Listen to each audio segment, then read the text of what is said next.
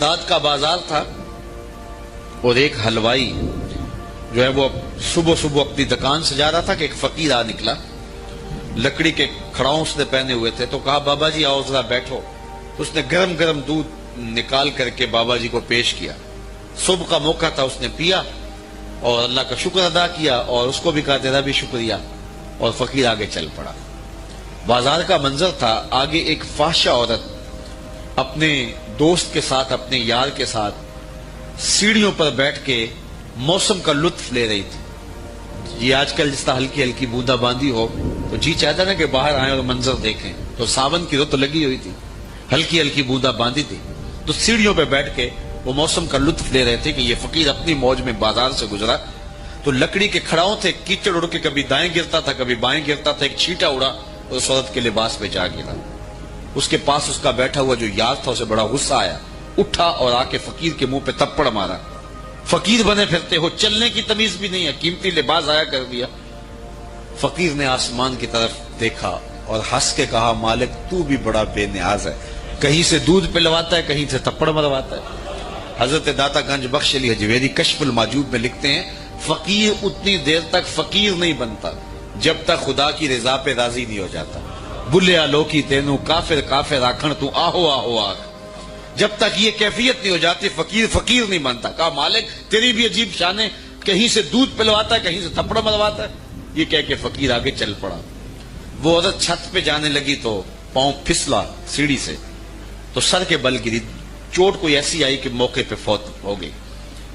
شور مچ گیا کہ فقیر نے کوئی بد دعا دی تھی آسمان کی طرف منہ کر کے، تو یہ قیمتی جان چلی گئی۔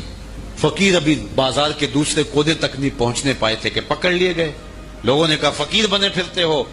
حوصلہ بھی نہیں رکھتے ہو، کیا ہوا میاں؟ کہا تم نے بد دعا دی اور عورت کی جان گئی۔ کہا واللہ میں نے تو کوئی بد دعا دی تھی۔ کہا نہیں، تیری بد دعا کا کیا دھرا ہے۔ لوگوں نے جو ہے وہ ضد کی کہ تو نے کوئی بد دعا دی تھی تب ایسا ہوا ہے۔ جب لوگوں نے ضد کی نا، اس نے کہا اگر سچی بات پوچھتے ہو نا تو میں نے بد دعا کوئی نہیں دی، یہ اصل میں یاروں یاروں کی لڑائی ہے۔ کہا وہ کیا؟ کہا جب میں گزر رہا تھا تو میرے پاؤں سے چینٹا اڑا، اس عورت کے لباس پہ پڑا تو اس کے یار کو غصہ آیا، اس نے مجھے مارا، پھر میرے یار کو بھی غصہ آ گیا۔ حضرت عمر رضی اللہ تعالی عنہ نے کسی شخص کے بارے میں کسی سے پوچھا تو اس نے اس کے بارے میں کوئی رائے دی، تو آپ نے فرمایا کہ تو نے اس کے ساتھ رشتہ داری کر کے دیکھی ہے؟ کہا نہیں۔ کہا اس کے ساتھ سفر کر کے دیکھا ہے؟ کہا نہیں۔ کہا پھر اپنی رائے کو محفوظ رکھ، ابھی تو رائے نہیں دے سکتا، چونکہ ہم نے دیکھا ہے کہ بہت سارے لوگ دور سے اچھے اچھے لگتے ہیں لیکن رشتہ داری کر کے دیکھو تو پھر کھلتے ہیں۔ وہ دور دور سے بھلے بھلے دکھائی دیتے ہیں لیکن سفر کر کے دیکھو تو پھر پتہ چلتا ہے کہ یہ شخص کس مرتبے پہ فائز ہے۔ اس کے لہجے میں یوں تو برف تھی لیکن جو چھو کے دیکھا تو ہاتھ جل گئے۔ تو اس لیے اصل دیکھنا ہوتا ہے کہ کوئی شخص بے تکلف دوستوں کے ساتھ کیسا ہے، اہل خانہ کے ساتھ کیسا ہے، سفر میں کیسا ہے، رشتہ داریوں کے ساتھ کیسا ہے۔ اب میسرہ جس نے سفر کیا ہے وہ اس انداز سے حضور کی سیرت کا نقشہ کھینچتا ہے کہ حضرت خدیجہ الکبریٰ حضور علیہ السلام کو اپنا سرتاج بنا لیتی ہیں، حضور سے نکاح کر لیتی ہیں، اور پھر انہوں نے حضور کو جب اور قریب ہو کے دیکھا اور نیڑے ہو کے دیکھا تو پھر حضور کی سیرت کا نقشہ ام المومنین حضرت خدیجہ الکبریٰ نے جو ہے ہمارے سامنے رکھا ہے۔ اس آئینے کے اندر ہم آقا کریم علیہ السلام کی سیرت کی ایک جھلک دیکھ سکتے ہیں، اور اس سیرت کو اپنے اوپر ہم کس طرح نافذ کر سکتے ہیں اور ہم اپنے آپ کو پیش کر کے اس آئینے کے سامنے اپنی صورت بھی دیکھ سکتے ہیں۔ یہی مختصر گفتگو ہے اور میری گفتگو اپنے اختتام کو پہنچ جائے۔ جب پہلی وحی کا نزول ہوا تو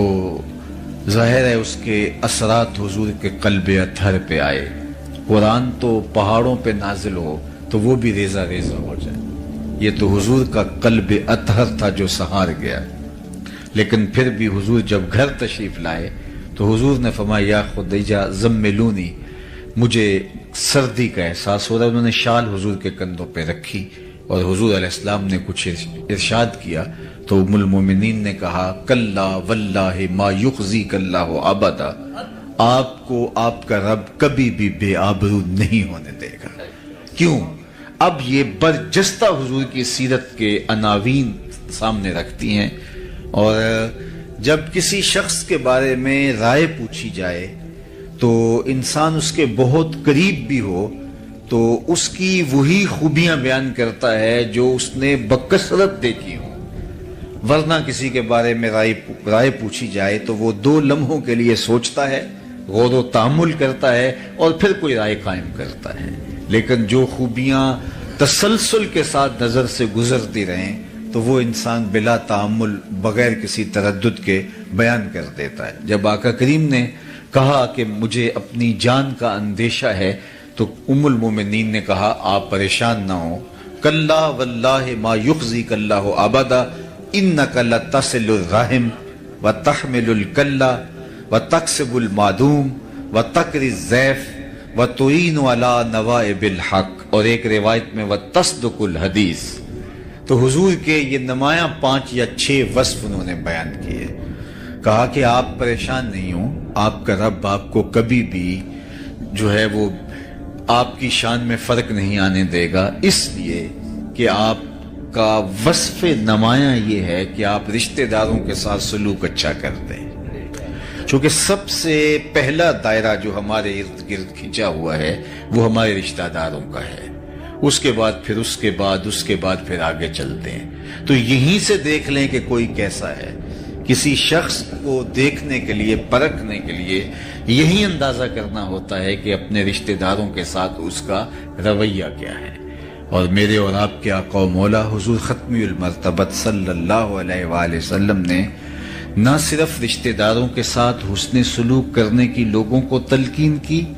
آقا کریم کا اپنا عمل دیکھیے،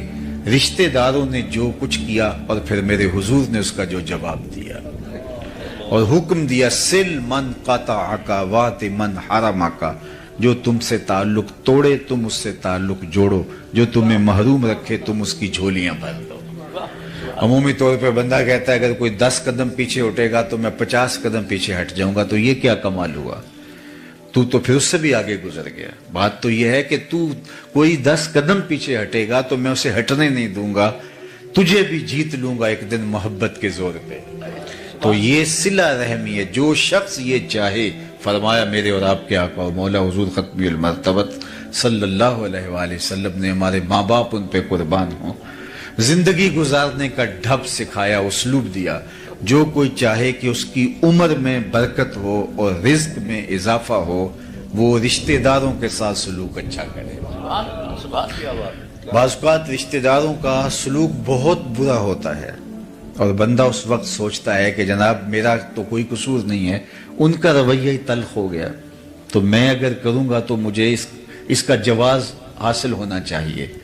اچھوں کے ساتھ تو اچھائی کرنا کمال نہیں ہے، بروں کے ساتھ اچھائی کرنا کمال ہے، اور صوفیاء نے تو زندگی بھر درس ہی یہی دیا۔ ایک بزرگ وضو کر رہے تھے دریا کنارے، تو ایک بچھو پانی میں ڈوبتا تیرتا ایک لکڑی کے سہارے کبھی گر جاتا، لہروں کی زد میں آتا، تو ان کے دل میں ترس جاگا، تو آگے بڑھ کے اس کو نکالنا چاہا تو اس نے ہاتھ پہ ڈنگ مار دیا، تو درد ہوا تو ہاتھ جھٹک دیا تو وہ گر گیا، تو پھر ڈوبنے لگا تو پھر نکالا، پھر تیسری مرتبہ، 6-7 مرتبہ جب ایسا ہوا تو جو وضو کے خدمت پر معمور مرید تھا پاس کھڑا تھا، حضرت اس نے 7 مرتبہ آپ کو ڈنگ مارا اور آپ اس کو بار بار نکالنا چاہتے ہیں، تو فرمانے لگے جب وہ اپنی بری عادت نہیں چھوڑتا میں اچھی خصلت کیسے چھوڑتا؟ ڈنگ مارنا اس کی فطرت میں لکھا ہے اور اس کو بچانا میری فطرت میں لکھا ہے، تو رشتہ دار کتنا ہی بدترین کیوں نہ ہو اس کے ساتھ اس نے سلوک کر کے مصطفیٰ کی سیرت پہ عمل کیجئے۔ میں آپ کو بتاؤں کہ سب سے بہتر صدقہ کون سا ہے؟ مختلف اعتبارات سے صدقوں کی فضیلت ہے، لیکن ایک اعتبار صدقے کا، افضل ترین صدقے کا ایک اعتبار یہ ہے کہ جو ناراض رشتہ دار کو دیا جائے۔ جو رشتہ دار تم سے ناراض ہے، پھنس گیا، ہر وقت تمہیں گرانے کے چکر میں رہتا تھا، آج مصیبت میں آ گیا، اب اس کی آپ مدد کریں، اس کو اٹھائیں، اس کو کھڑا کریں، تو آپ کا نفس اس کی اجازت نہیں دیتا، لیکن اس کے باوجود بھی آپ کریں گے تو پھر آپ اپنے نفس کی مخالفت کر کے کریں گے۔ تو جس عمل کے اندر نفس آپ کا مخالفت کر رہا ہو تو پھر وہ آپ اللہ کی رضا کے لیے کر گزریں تو اللہ کے ہاں وہ مقبول ترین عمل ہے۔ تو رشتہ داروں کے ساتھ اچھا سلوک کرنا یہ حضور کا وصف نمایاں ہے۔ مکہ المکرمہ فتح ہوتا ہے تو جن لوگوں نے حضور علیہ السلام کو اذیتیں دی تھیں، کانٹے بکھیرے تھے، گڑھے کھودے تھے، راستے کے اندر اذیتیں کھڑی کی تھیں، اوجریاں ڈالی تھی، کیا کیا مصائب نہیں کھڑے کیے تھے، آج سب کو اپنا کیا دھرا یاد آ رہا ہے اور سب تھر تھر کانپ رہے ہیں کہ آج فاتح بن کے مکے میں داخل ہوئے ہیں تو ہمارے سر اتر جائیں گے۔ لیکن حضور جب تشریف لائے تو فرمایا ان سب کو بلا کے بتاؤ میں تمہارے ساتھ کیا سلوک کروں، تو انہوں نے کہا کہ آپ کریم باپ کے کریم بیٹے ہیں تو ہم آپ سے خیر کی توقع رکھتے ہیں، اور ان کا خیال یہ تھا کہ گردنیں اترنے سے بچ جائیں تو یہ بھی بڑی بات ہے، شہر بدر کر دیے جائیں اور سزا دے دی جائے لیکن جان بخشی ہو جائے، اور انہوں نے کہا کہ آپ کریم باپ کے کریم بیٹے ہیں، ہم آپ سے خیر کی توقع رکھتے ہیں۔ تو میرے اور آپ کے آقا و مولا نے جو جواب دیا ان کی آنکھیں کھلی کی کھلی رہ گئیں، ان کو یہ توقع نہیں تھی جو حضور علیہ السلام نے فرمایا، اذهبوا انتم الطلقاء، جاؤ تم سب آزاد ہو، اور آج میں تمہیں وہی کہوں گا جو میرے بھائی یوسف نے اپنے بھائیوں سے کہا تھا، لا تثریب علیکم اليوم، اللہ اکبر۔ تو یہ تھا حضور کا رویہ، یہ تھا حضور کا رشتہ داروں کے ساتھ اس نے سلوک، خون کے پیاسوں کو قبائیں دی، اللہ اکبر۔ اور فتح مکہ کے موقع پر آپ تاریخ پڑھیں، کچھ لوگوں کے بارے میں حضور نے معافی نہیں دی، یہ وہ بدترین لوگ تھے کہ جنہوں نے بہت اذیت پہنچائی تھی، ان میں ابن خطل تھا، اس کی لونڈیاں جو ہے وہ ارنبا اور اس طرح اور کچھ لوگ تھے، ایک شاعر تھے کعب بن زہیر، تو ان کے بارے میں بھی سخت حکم دیا، من لقی منکم کعب بن زہیر فلیقتلہ، تم میں سے کسی کو بھی کعب بن زہیر ملے تو اسے چھوڑنا نہیں، اسے قتل کر دینا ہے، سخت حکم دیا حضور نے۔ اب ابن قتل بھی مارا گیا، کعبے کے پردے میں چھپ گیا تھا، وہاں سے نکال کر کے چاہے زمزم اور مقام ابراہیم کے درمیان اس کو کاٹا گیا، اور باقی اس کی لونڈیوں کو بھی، لیکن یہ بھاگ گیا۔ تو اس کے بھائی نے اس کو پیغام بھیجا کہ تو حضور علیہ السلام کے غلاموں کی نظروں سے کب تک بچتا رہے گا، آخر کسی دن تو ان کے ہتھے چڑھے گا اور وہ تجھے چھوڑیں گی نہیں، چونکہ تیرا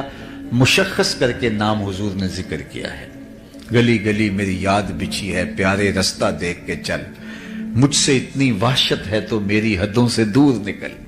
کدھر بھاگے گا۔ اس نے کہا کہ پھر میں کیا کروں، کہا کہ تو کسی طرح حضور کی خدمت میں خود حاضر ہو جا اور معافی طلب کر لے، مجھے امید ہے وہ معاف کر دیں گے۔ آرڈر بہت سخت ہے، اور آقا کریم علیہ السلام کی خدمت میں وہ اس طرح حاضر ہوا کہ فجر کا وقت تھا، ابھی اندھیرا چھایا ہوا تھا، حضور مسجد میں تشریف فرما تھے، اس نے چہرے پہ کپڑا لپیٹا اور آقا کریم کے قریب آ کے بیٹھ گیا۔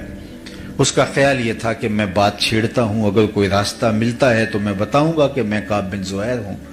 اور اگر نہیں راستہ ملتا تو کسی پتلی گلی سے نکل جاؤں گا، اور حاضر ہو کے کہتا ہے جناب اگر ہم کعب بن زہیر کو ڈھونڈ لائیں تو آپ معاف کر دیں گے۔ تو آقا کریم نے مسکرا کے کہا کعب تو آج گیا ہے، جا میں نے معاف کر دیا۔ اس کو تو توقع بھی نہیں تھی، تو بولا کہ حضور جس زبان سے آپ کی ہجو کہتا رہا، آج اسی زبان سے آپ کی نعت کہنا چاہتا ہوں۔ تو فرمایا ممبر بچھ لینے دو، لوگ بھی جمع ہو گئے، اور کعب بن زہیر نے اپنا مشہور قصیدہ بانت سعاد کہا، جسے قصیدہ بردہ بھی کہا جاتا ہے۔ ایک تو امام بوصیری کا قصیدہ بردہ ہے، لیکن اس قصیدے کو بھی قصیدہ بردہ اس لیے کہا جاتا ہے جب انہوں نے قصیدہ مکمل کیا تو حضور نے چادر پیش کی، تو لیکن اس کا مشہور نام قصیدہ بانت سعاد ہے۔ تو اس نے ممبر پہ کھڑے ہو کے جو کہا ذرا سنیے، اتیت عند رسول اللہ معتذرا والعذر عند رسول اللہ مقبول۔ لوگوں معافی مانگنے آیا تھا، یہاں آ کے پتا چلا نبی تو ہے ہی بندہ نواز، اور آگے کیا کہتا ہے؟ ان الرسول لنور یستضاء بہ مہند سیف من سیوف الہند مسلول، بے شک بغیر کسی شبے کے اللہ کا نبی نور ہے، ایسا نور جس سے زمانہ چمک رہا ہے، جس نور سے لوگ بھی فیضیاب ہو رہے ہیں، ہندوستان کے لوہے کی تنی ہوئی تلوار ہے۔ صلابت میں، سختی میں ہندوستان کا لوہا معروف تھا، تو اس لیے انہوں نے کہا ہندوستان کے لوہے کی تنی ہوئی تلوار ہے۔ تو حضور نے اس شعر میں اصلاح دی، کہا مجھے ہندوستان کے لوہے کی تلوار نہ کہو، مجھے اللہ کی تلوار کہو۔ اللہ اکبر۔ تو جو دشمن تھے، جنہوں نے اذیتیں دیں، تکلیفیں دیں، اللہ کے محبوب علیہ السلام نے ان کے لیے کس قدر دامن رحمت کو شادہ فرمایا، اور رشتہ داروں کے ساتھ جو حضور نے سلوک کیا، جس طرح معافی کا عام اعلان کیا، خون کے پیاسوں کو قبائیں دی، یہ حضور کا ہی طریق ہے۔ تو میں اور آپ اپنے اندر اتر کے دیکھیں، ہم اس نبی کے ماننے والے چھوٹی چھوٹی بات پر اختلاف کی، انا کی دیواریں کھڑی کر لیتے ہیں، اور پھر اپنی نسلوں کو بھی ان دیواروں کے آگے، ان دیواروں کے اطراف میں کھڑا کر کے ہمیشہ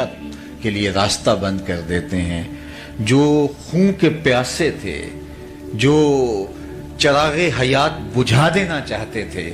جب نبی علیہ السلام غالب آئے تو حضور نے ان کو بھی معاف کر دیا، اور بغیر کسی شرط کے معاف کر دیا۔ تو پہلا حضور کا وصف جو ام المومنین نے بیان کیا، انک لتصل الرحم، اور دوسرا وصف بیان کیا وتحمل الکل، جس کا کوئی بوجھ اٹھانے والا نہیں، اس کا بوجھ آپ اٹھاتے ہیں۔ اللہ اکبر۔